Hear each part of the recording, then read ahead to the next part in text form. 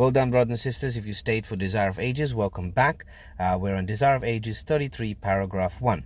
So outside of the Jewish nation, there were men who foretold the appearance of a divine instructor.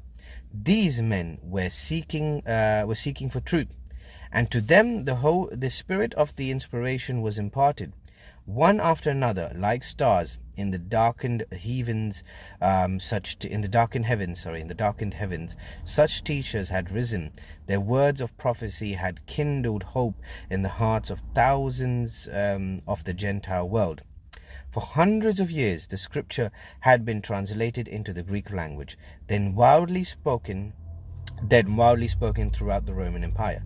The Jews were scattered everywhere, and the expectation of the Messiah's coming was to some extent shared by the Gentiles. Among those whom the Jews styled heathen, were men who had a better understanding of the scripture prophecy concerning the Messiah than had the teachers in Israel.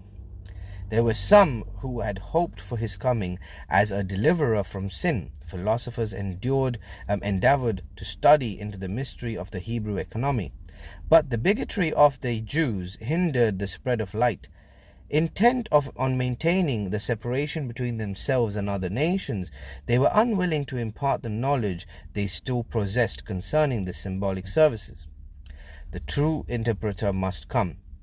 The one whom all these types prefigured must explain their significance. So, brothers and sisters, what we see here, right? Let me just go through this and then we'll talk. Through nature, through types and symbols, through patriarchs and prophets, God had spoken to the world. Lessons must be given to humanity in the language of humanity. The messengers of the covenant must speak. His voice must be heard in his own temple. Christ must come to utter the words which should be clearly and definitely understood. The author of truth, must separate truth from the chaff of men's utterance, which had made it of no effect. The principles of God's government and the plan of redemption must be clearly defined. The lessons of the Old Testament must be fully set before man. So here you can see that the pride of the Jewish nation and their unwillingness to sort of impart some of this knowledge to these philosophers among the other nations who were studying the scriptures, seeking truth with regards to Jesus' coming. The unwillingness of these Jews and these Israelite teachers, didn't help their case, because they were unable to realize that Jesus was their Messiah. So even though you had the other nations pointing and showing them, they were sort of unwilling to accept this.